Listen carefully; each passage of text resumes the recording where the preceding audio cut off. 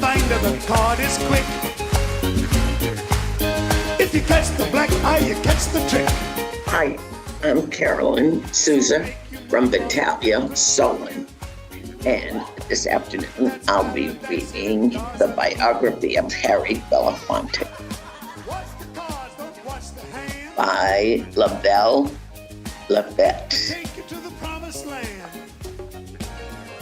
Harry Belafonte is a beloved entertainer and civil rights hero who fought for equal rights for African Americans.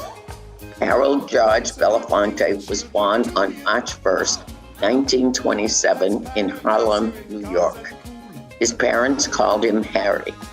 Harry's mother, Melvine, and father, Harold, were both from island nations in the Caribbean.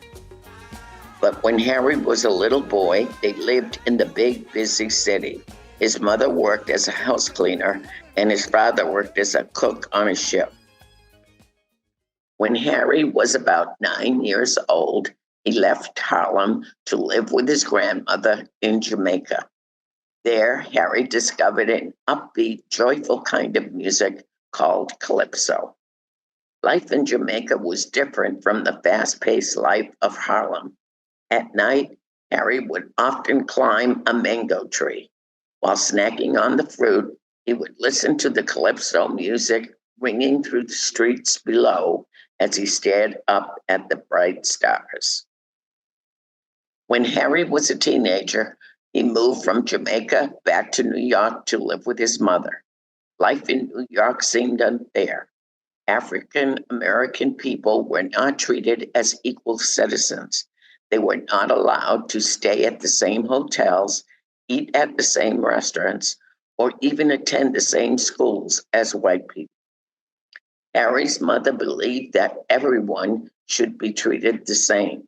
She taught him to stand up for what's right and to fight for fair treatment. Harry was a member of the track team at his high school. In 1944, he left school before graduating to join the United States Navy. He hoped that the horrors of World War II would change people, that they would be kinder to those who were different from them. But that was not the case. When the war ended, Harry returned home and got a job working as a janitor in an apartment building. One day, a tenant gave Harry tickets to the American Negro Theater. It was a gift that changed his life. Inspired by what he saw, Harry vowed to become a performer. Harry took acting lessons in the dramatic workshop at the new school. In order to pay for classes, Harry performed as a singer at nightclubs around the city. In December 1953, when he was 26 years old, Harry performed in his first Broadway musical, John Murray Anderson's Almanac. The next year, he won a Tony Award for his role. A Tony is an award given for excellence in theater. Harry loved acting, but music launched his career. People in the record business noticed Harry's joyful performances at the Royal Roost Jazz Club. They offered him a record deal, and in 1956, Harry released an album called Calypso. That album captured his love for the music he enjoyed as a boy in Jamaica. Calypso was so loved that it became the first album ever to sell over 1 million copies. That success allowed him to release more albums, and in 1961, he won a Grammy Award for his album, Swing Dat Hammer. Then in 1966, Harry won another Grammy for his album, An Evening with Belafonte Makeba. A Grammy is an award given for excellence in music. Harry's success went well beyond music and the theater. In 1960, he won an Emmy Award for his performance in the television special Tonight with Belafonte, when he was a guest host for The Tonight Show.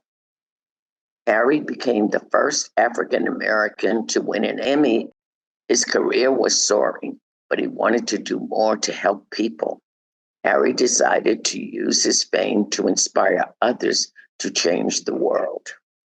An Emmy is an award given for excellence in television. Harry met civil rights leader Dr. Martin Luther King Jr. at a church in Harlem. The two became close friends. Harry worked with Dr. King to inspire others to stand up for their rights in a peaceful way. He donated money to the civil rights movement and helped raise money for the cause. He also helped Dr. King organize the 1963 March on Washington, where 250,000 people saw Dr. King give his famous I Have a Dream speech. This event put pressure on lawmakers to make laws more fair. Harry's activism made him a leader in the civil rights movement. This was not always good for his career as a performer. Many people did not like that he was speaking out, and some people in Hollywood did not want to work with him. But Harry knew that his words and his civil rights work were important. In the 1980s, there was a shortage of food in parts of Africa. When Harry learned that millions of people were going hungry, he knew he had to do something. He helped organize a group of famous musicians to sing a song called We Are the World. The song was released in 1985, and it raised money for people in need in Africa. Harry also bravely spoke out about issues that Black people faced in South Africa. A policy called apartheid forced Black people to live and work separately from white people and in poor conditions. Harry organized a concert in London to raise money and bring the world's attention to the problem. He worked with South African leaders such as Nelson Mandela to end apartheid. Harry received a special Oscar at the 2014 Academy Awards called the Jean Hersholt Humanitarian Award. This honor is given to movie artists who make important contributions to help people live safer, healthier lives. An Oscar is an award given for excellence in film. In 2017, there was a celebration in Harlem, Harry's childhood neighborhood, to honor his accomplished life. At 90 years old, Harry stood beside the mayor of New York City, other elected officials, and friends as they unveiled a plaque with the local library's new name, Harry Belafonte 115th Street Library. Harry Belafonte is an inspiration to people all over the world. He has shown us that we can do what we love while taking actions to make the world a kinder, fairer place. Make a difference in the world like Harry Belafonte.